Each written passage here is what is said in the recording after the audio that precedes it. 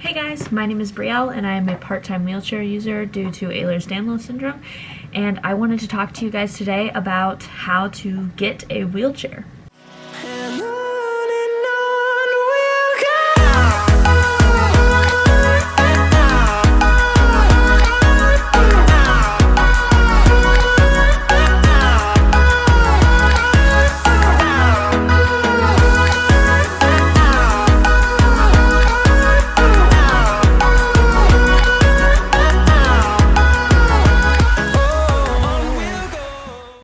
So a lot of people ask me, like, how did I get my wheelchair? Because I am a part-time wheelchair user and, I'm not paralyzed or anything. So people ask me that a lot.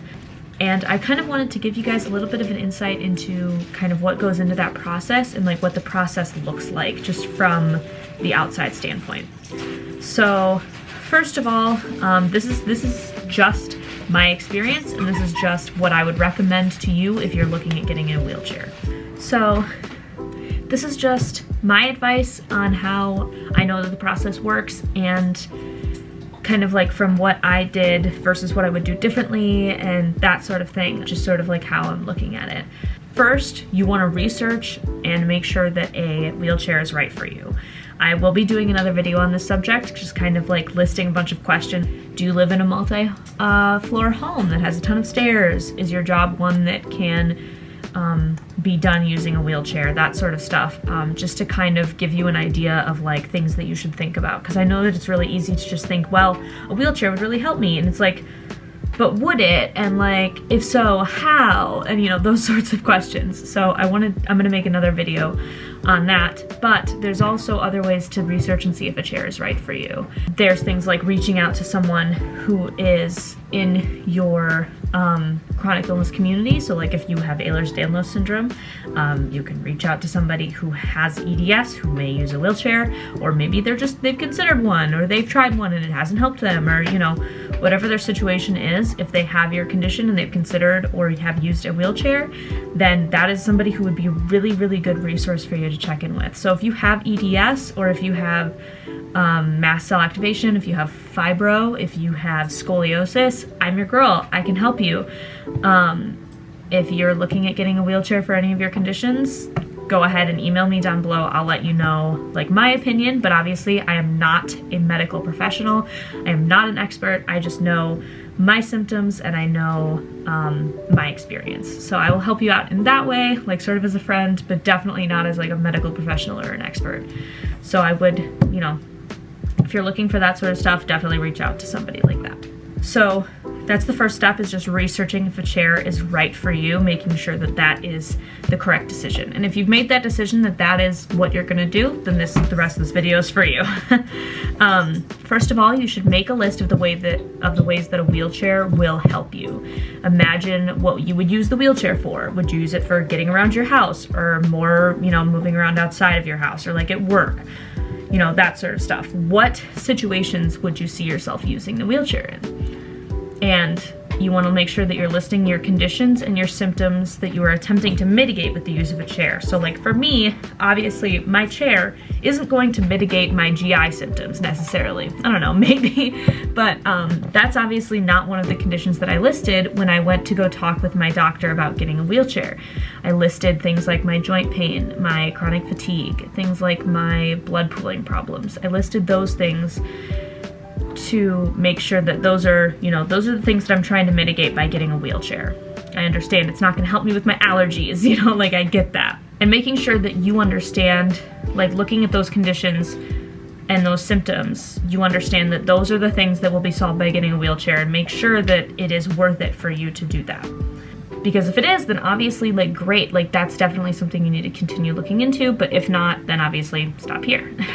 Thirdly, you want to make sure that you talk to your doctor about how you feel a wheelchair would help you.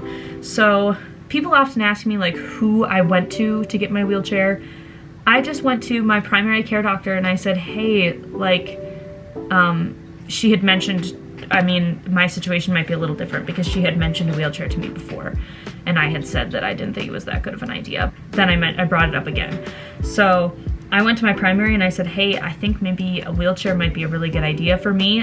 Here's the conditions that I think that it would help with. Here's the symptoms I think it would mitigate. Here's what I would probably use it for. Here's how often I would use it. And what do you think? Like, do you think that that's a good idea? If you have a specialist for your condition, like let's say that you see a faint and falls doctor or an autonomic doctor, maybe that's the person to look into for it. I do have a pain management doctor that I also checked with to make sure that this was something that he was okay with, and my rheumatologist, so the different experts for my specific condition of Ehlers-Danlos syndrome, and also my primary care doctor, so that everyone was on the same page and approving of this kind of life-changing thing. And I might make a video on what happens if they say no, like what you should do at that point. But for right now, if they say yes, they will probably send a referral to a physical therapist.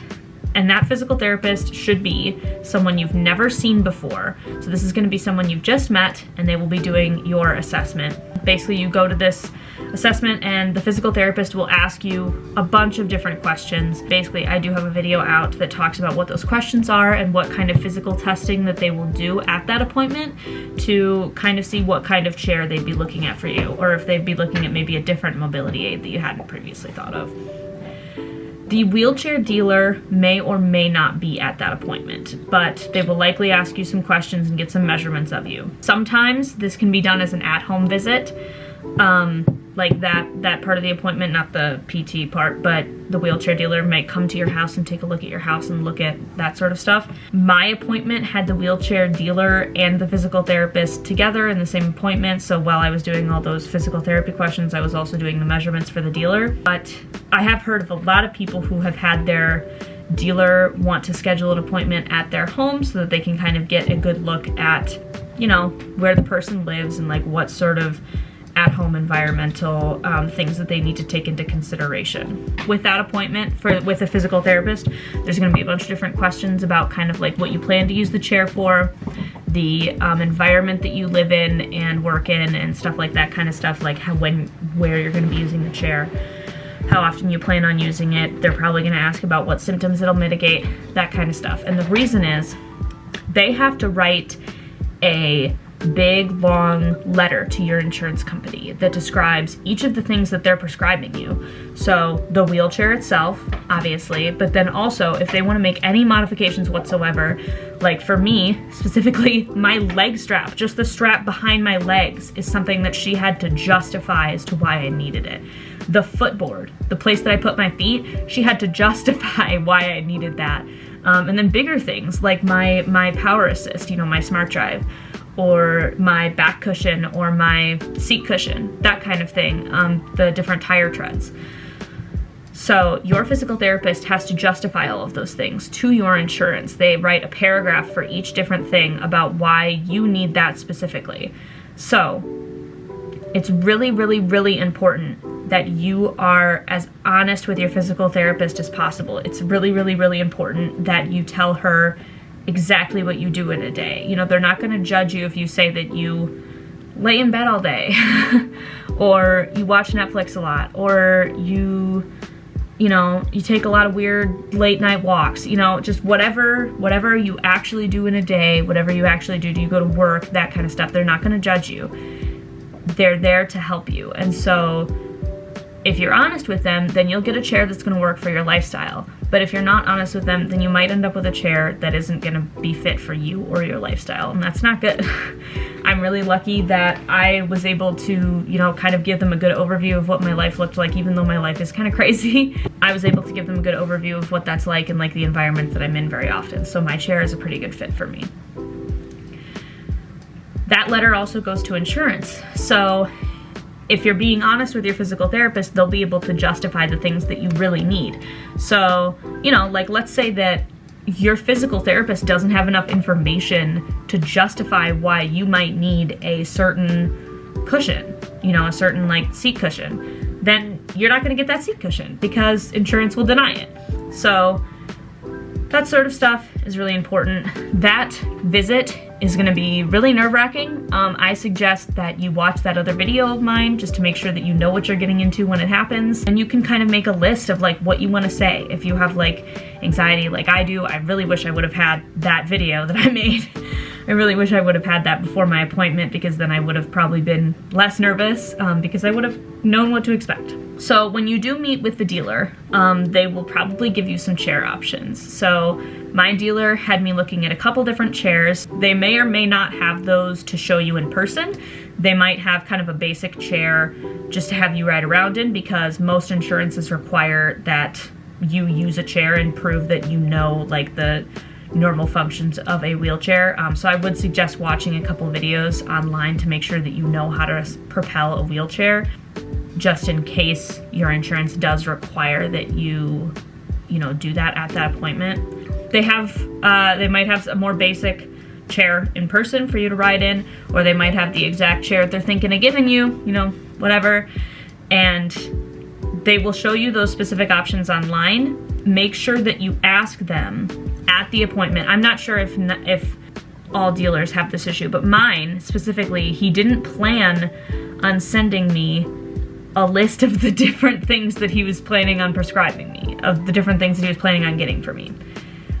So I'm really glad that I emailed him and said, hey, I just want to have the links to these items so that I can take a look at them.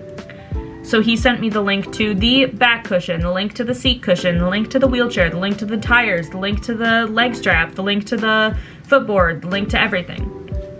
Make sure that when you're at that appointment, you say, hey, I would just like a list of these things so that I can look them up on my own and take a look at them online, just to make sure that this is exactly something that I want. And I don't want to take up your time by doing that with you here. I'd rather do it on my own. So that kind of stuff. Make sure that you, after this appointment, go home and research these chairs and research these accessories. Look at video reviews from users, or videos from the manufacturer, like different commercials or whatever. Look at, you know, online reviews, look at photos, look at whatever you can. Measurements. Try and, if possible, try and go to one of these mobility stores. Try and go to one of these medical supply stores and take a look at these chairs if you can. I know that a lot of the medical supply stores near me stock wheelchairs a lot of the time, and if you go there, they have them out. So you can take a look at them and, like, you know, see like, okay, well, this is the size we're looking at of different things. And it might really help you to see that in person, because I know when I was looking at it online, I was like, well, geez, I don't know what this thing looks like. I don't know what it's gonna look like at all. And it was really difficult just for looking at a picture online to see kind of what I was thinking of. Another thing is, if you're looking at it on a video, it might tell you how big it is in comparison to certain things. Or like, you know, how to take it apart, how to put it back together. Make sure that you're watching as many videos as you possibly can on these different chairs so that you make sure that you pick the right one. I find that making a pros and cons list is really helpful. So if you make a pros and cons list to help you decide on which chair and accessories are best for you and your lifestyle. Once you've chosen, contact your dealer and let them know, and they will then contact your insurance to make sure that it gets approved. I was given an estimate of 2 to 8 weeks for them to file the paperwork and get everything sent to insurance. They need a prescription for the chair, signed by the doctor who prescribed it, the notes from your assessment, signed by the physical therapist who did it, and they might need more depending on the situation. I know for me, I needed specific acceptance from most of my treating doctors saying that they approved of a wheelchair, because I guess there was some kind of miscommunication. They thought that one doctor didn't approve or something, but that wasn't my case. So I needed a letter signed by each of my doctors proving that they were okay with me starting part-time wheelchair use in this particular chair. So depending on what they need, it might take them 2 to 8 weeks for them to file all of that and make sure insurance gets all of that information. The best thing that I can tell you about this period is just sit tight. And I know that that's really difficult because I found it really difficult. But if you're like me and you are antsy as hell and you want to make sure that everything goes smoothly and you've had issues with this kind of stuff in the past, then pick up your phone and make a couple phone calls. The dealer will usually be pretty open with you about what they're waiting for. So if you call them and say, hey, just wondering, wanted to see if my stuff has been sent to insurance yet. No, we are waiting on the prescription from your doctor. Okay, cool. Then you call the doctor's office and let them know, hey, my wheelchair dealer is waiting on this from you guys. Do you think that you could send it anytime soon? Or like, what's the hold up on that? That kind of stuff. Getting on them like that will remind them to do it. and just make sure that you're nice, you know, because they might forget things. People are really busy, especially right now due to the coronavirus. It is important that you make sure that they know that it's important. So it's important that they know that you know that it's important. So making sure that they are on top of stuff and getting things sent out in a timely manner is totally okay, as long as you don't go overboard. What I did was I was calling them like every 3 days just to make sure that they kind of understood like, hey, like this needs to get done. And the only reason that I was calling that often is because the person that was handling my financial stuff at my dealer was about to go on furlough. So if I didn't get this figured out, then I would be switched to another financial advisor, and that would not be great because then it starts like half the process over. So, you know, call, make sure that things are happening, kind of give them a little shove, say, hey, let's get this done. And that should definitely help. Once it's been sent to insurance, it might take like 2 to 8 weeks for your insurance to approve it, depending on what insurance company you have. I'm really lucky. I had mine approved in 1 day. And that's not because I called or anything, it's just because my insurance is through my parents, and it's basically an insurance that's set aside just for people who work at the singular company. So for the singular union. There's not many people working there, and there's not many people who they treat. So basically I was able to get it approved really fast. But it might take 2 to 8 weeks, depending on your insurance. And you can always call them, same as what I just said, you can always call them and check up on it and make sure that it's moving ahead in a timely manner. Then after it gets approved, and I might make a video on what happens if it doesn't get approved. I'm not sure if I'll make that video or not. My friend is actually going through that right now, so I might make a video with her on kind of her experience with that. We'll have to see. Let me know if you guys want to see that down in the comments. Like what to do if your insurance denies your wheelchair. Then the dealer places the order. It might take 2 to 6 weeks for them to order it, receive it, and like order all the parts, receive all the parts, and put all the parts together. So basically, like the big thing that we were waiting on for me was my Power Assist, my smart drive system, my Smooth 1. So we had to order it from the manufacturer, and they had to deliver it before they could put everything together, because it had a certain piece on it that had to go on the chair that's like permanent. So, you know, it takes work, it takes coordination. So, you know, usually it won't take all the 6 weeks, but you can again call them and just check on those orders. Then they schedule your delivery. So usually they'll give you a call and be like, hey, we have all your parts, we put everything together. When do you want us to schedule the delivery, or do you want to come pick it up from us? And then they deliver your chair. Usually the person comes to your house and they make sure that you can use all the components of the chair. So like for me, we made sure I was able to push forward, backward, check all the brakes, do all the turns, adjust the leg strap, adjust the seat, make sure that I was able to take everything apart, put everything back together, because I have a rigid chair, so it does like come apart. Make sure that I was able to use the Power Assist system, take it off, charge it, make sure that I knew how to use all that. For the most part, obviously I'm still learning, but you know, fold it up, unfold it, and they give you all the instruction manuals and all the extra pieces and stuff. So I got a couple instruction manuals for like the custom parts of my chair, and then like the base, like the rigid part of my chair, and the smooth, and I got the box and all that stuff, and then like the different wrenches that they use for different parts of the chair. I got those little like L wrenches. And then after that, after you get everything and you're all happy with your new chair, your order at the dealer moves into the billing phase, and they process it with your insurance or your funding source, and they bill you for the rest. So you might not know how much you're paying until after you get the chair. So if you're really wanting to know like what your insurance is going to cover, I would make sure to call insurance before you do anything else.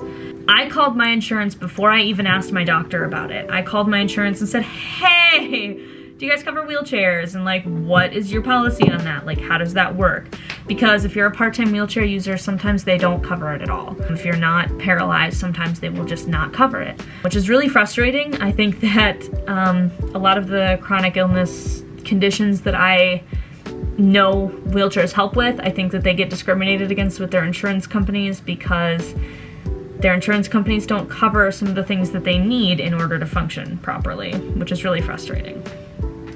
So that is kind of all you need to know about how to get a wheelchair. Well, not all you need to know, but a very basic understanding of at least the process that I went through to get my wheelchair.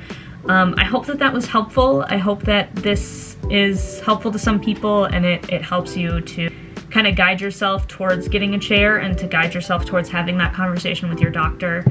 I would really recommend finding someone who has your condition who uses a wheelchair or who has considered getting a wheelchair, because it can be really helpful to find out like, hey, this is the process I went through because my condition is similar to yours. I know like people who have POTS and people who have EDS don't always have similar experiences. So people with POTS might have a harder time getting a wheelchair than somebody with EDS. And I only learned that recently. So, you know, if you can find a resource like that, that is definitely somebody that you should reach out to and see what information they have that can help you. So yeah, that's kind of all I have for you guys today. I really hope this video was helpful, and I wish you good luck in getting your wheelchair or deciding if you don't need one or whatever it is you decide to do. Either way, I hope this was helpful, and thank you guys so much for watching. Look out for some more content coming soon. I try and post every other day. Thank you guys. Bye.